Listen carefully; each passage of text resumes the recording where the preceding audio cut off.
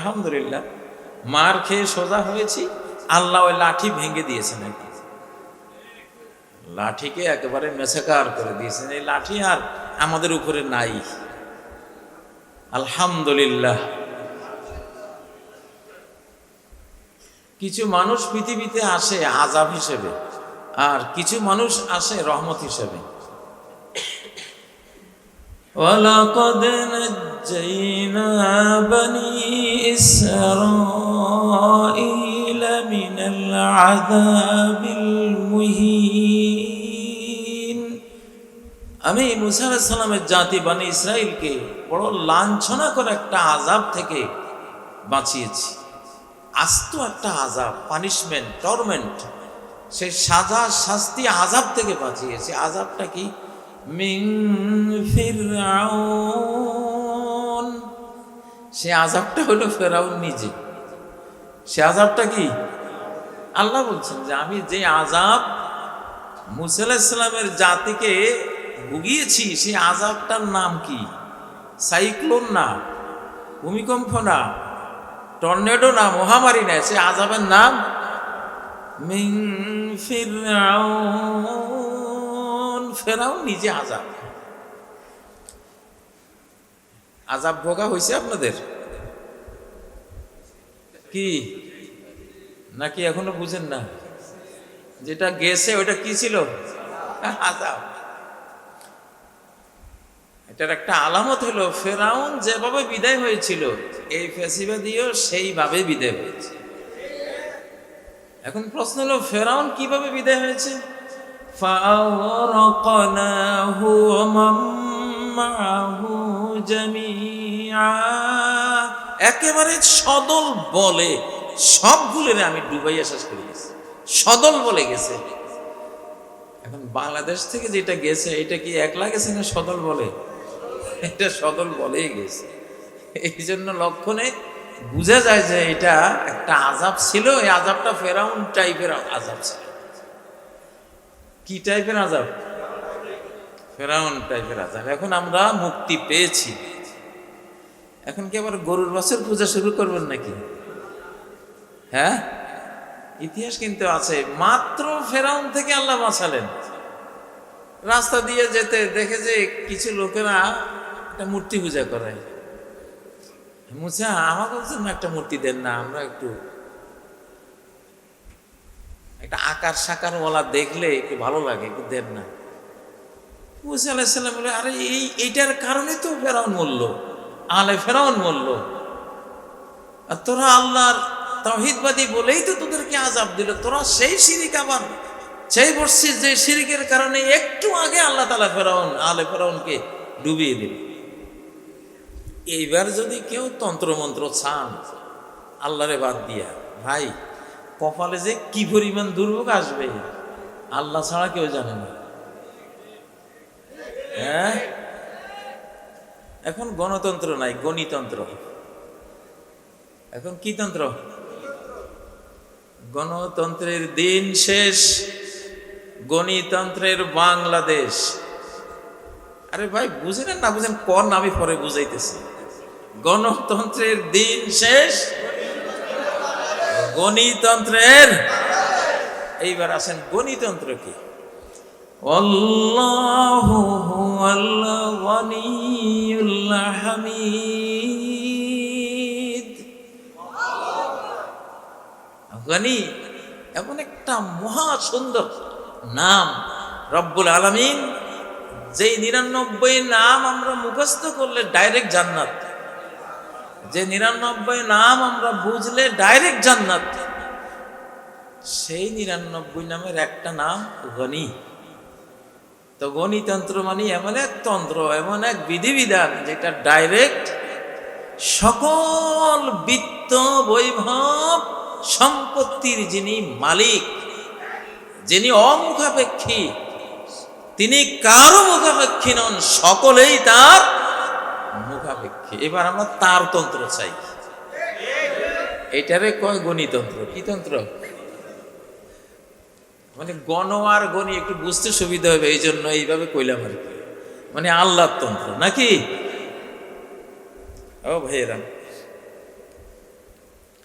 তো একটা নতুন শতাব্দী আপনারা পেয়েছেন, আপনাদের মতো এত বড় কপাল বহু বছর গেছে, শতাব্দী গেছে, এত বড় কপাল মুসলমানরা পায়নি, সৌভাগ্য পায়নি, আপনারা পেয়েছেন, আমরা পেয়েছি, আলহামদুলিল্লাহ। এখন বাংলাদেশকে আল্লাহ চুজ করেছেন, পছন্দ করেছেন। এই পছন্দের ধারা আল্লাহ তাআলা বহু আগে থেকে শুরু করেছেন। বহু আগে থেকেই দেখেছি বাংলাদেশের মানুষ পাগল পড়া হয়ে, মাতোয়ারা হয়ে নিজের সন্তানকে হাফেজ বানাবার জন্য কি জানি এক মন্ত্রমুগ্ধের মতো তারা আকুতি জানায়। যেসব রিচ ফ্যামিলি, ধনী ফ্যামিলি কোনোদিন মা বাবা পশ্চিম দিকে ফিরে আষাঢ়ও খায়নি, নামাজ পড়া তো দূরে থাক, পশ্চিম দিকে ফিরে একটু পড়ে যায়, এটাও যাদের সৌভাগ্য হয় নাই, ওরা আসে যে হুজুর বাচ্চাটার একটা হাফেজ বানাবো, মেয়েটারে হাফেজ বানাবো। 25 লক্ষ হাফেজা এখন বাংলাদেশে, 1 কোটির মতো আছে পাইপ লাইনে, এগুলি হাফেজা হবে। এইটা পৃথিবীর কোন দেশে এই সংখ্যায় নাই, কোন দেশে নেই। এইটা আল্লাহ তাআলা আমাদেরকে যে তিনি কোরআন দেবেন, আমাদেরকে যে তিনি তার দ্বীনের খেদমতে লাগাবেন, এটার প্রস্তুতি বহু বছর থেকে তিনি করেছেন। সুবহানাল্লাহ।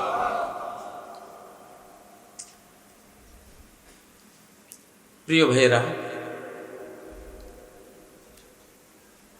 এখন মূল যে একটা যুদ্ধটা হলো দুইজনের মধ্যে। মূল যুদ্ধ কয়জনের মধ্যে? এক পক্ষে রহমান আর এক পক্ষে শয়তান।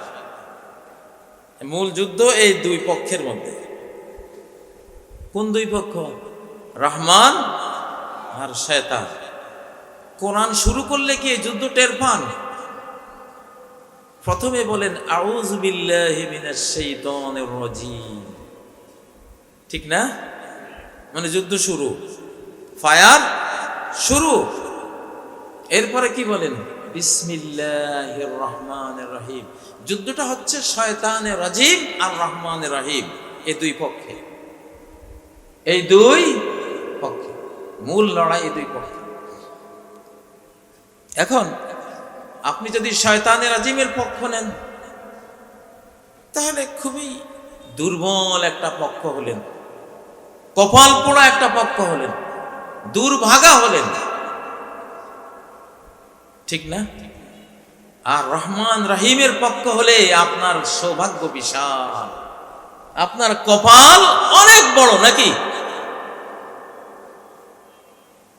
এই যে এখন কাশ্মীরের পহেল গ্রামে একটা ঘটনা ঘটলো, এগুলি সব পরিকল্পিত, আমরা জানি, সব পরিকল্পিত। মুসলিমদেরকে মারার জন্য ইহুদিরা এবং ভারতীয় যে হিন্দুত্ববাদীরা এবং বিশ্বের মধ্যে কিছু জায়নবাদী বলে, এদেরকে জায়নিস্ট বলে, এরা টোটাল পৃথিবীর 99% ধন সম্পদের মালিক। মাত্র 13টি ফ্যামিলি পৃথিবীর 99% টাকা পয়সার মালিক। কত পার্সেন্ট? কয় ফ্যামিলি? মাত্র 13 ফ্যামিলি। রথচাইল্ড তার মধ্যে একটা, রকফেলার একটা।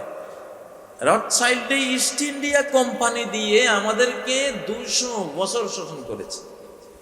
ইস্ট ইন্ডিয়া কোম্পানির নাম শুনেছেন এমন কেউ আছেন? আছেন না? আপনারা ইস্ট ইন্ডিয়া কোম্পানি পর্যন্তই গেছেন, এই কোম্পানি কার ওইটা কিন্তু কোনোদিন আলোচনায় আসে নাই। সেই কোম্পানি হলো ওই 13 ফ্যামিলির, ইহুদিদের। গোটা বিশ্ব এখন ইহুদির হাতে, পৃথিবীটা চালায় ওরা। তারা চায় 50 কোটি মানুষ রেখে 750 কোটি মানুষ হত্যা করবে। কত কোটি? মাত্র 50 কোটি রাখবে, 750 কোটি হত্যা করবে। তাদের নিউ ওয়ার্ল্ড অর্ডারের বই প্রথম ধারা লেখা, প্রথম চ্যাপ্টারে লেখা, কন্ট্রোল হিউম্যানিটি আন্ডার 500 মিলিয়ন। গোটা মানব সংখ্যা, মানব জাতির সংখ্যা শুধু 500 মিলিয়ন। 500 মিলিয়ন মানে 50 কোটি। 50 কোটি রাখো, বাকি সব মেরে দাও। মোদি যে নাচতেছে ইহুদির প্ররোচনায় পড়ে, ভারতের নীতি হলো তোমরা সর্প হইয়া দংশন করো, ওজা হইয়া ঝাড়ো। একেবারে এটা, সর্প হইয়া দংশন করো, ওজা হইয়া ঝাড়ো। ওই ইহুদিরা এখন লাগিয়ে দিয়েছে, দেখছে যে এখানে 140 কোটি, ভারতে পাকিস্তানে 25 কোটি, বাংলাদেশে 40 কোটি, ইন্দোনেশিয়ায় 40 কোটি, চীনে 150 কোটি। এইটাই তো মানব খনি। এখানে একটা যুদ্ধ লাগাই দাও, 2-3 দিনে 300-400 কোটি মানুষ মরে যাবে। মূলত নাটকের মূল নেপথ্য কাহিনী হলো এটা। এই জন্য নবীজি এটাকে বলে গিয়েছেন মালহামা। মালহামা, মালহামা মানে কষাইর দোকান। কষাইর দোকানে কি হয়, যেটাই নিয়ে উট, গরু, ছাগল দুমা নিয়ে রামদা দিয়ে কেটে টুকরা টুকরা টুকরা করে, আপনার পকেটে কিছু, ওর পকেটে, ওর প্যাকেটে কিছু, মানে সে এটাকে টুকরা টুকরা করে ছিন্ন বিচ্ছিন্ন করে দেয়। এটাকে বলে মালহামা। লাহমের দোকান, গোস্তের দোকান, কষাইয়ের দোকান। তো কিয়ামতের আগে যে যুদ্ধগুলি হবে, যারা করবে ওরা হলো কষাই, আর যুদ্ধগুলি করবে মানব দেহকে বোমার স্প্রিন্টারে টুকরা টুকরা, কষাইয়ের দোকানের টুকরার মতো করে আকাশে উড়াই দিবে। ফিলিস্তিনের শিশুদের গোস্তের টুকরা দেখছেন না কিভাবে আকাশে উড়ে, দেখেছেন? কাহিনী চলছে এটা। এটা পাকিস্তানকেও বুঝতে হবে, ইন্ডিয়াকেও বুঝতে হবে যে এই প্রথম বিশ্বযুদ্ধ লাগিয়েছে ওই 13 ফ্যামিলি ইহুদি। কেন লাগায়? তাদের জনসংখ্যা পৃথিবীতে মাত্র 1,40,00,000। 1,40,00,000 মাত্র। আমাদের বাংলাদেশের এক জেলাতেই আছে 2-3 কোটি। আর ওদের গোটা পৃথিবীতে জনসংখ্যা কত? 1,40,00,000। 1.5 কোটি পুরা না। এই জন্য হিংসায় জ্বলে পুড়ে ছাই ভস্ম ওরা। যে হিন্দু 100 কোটি, মুসলমান 250 কোটি, খ্রিস্টান 250 কোটি,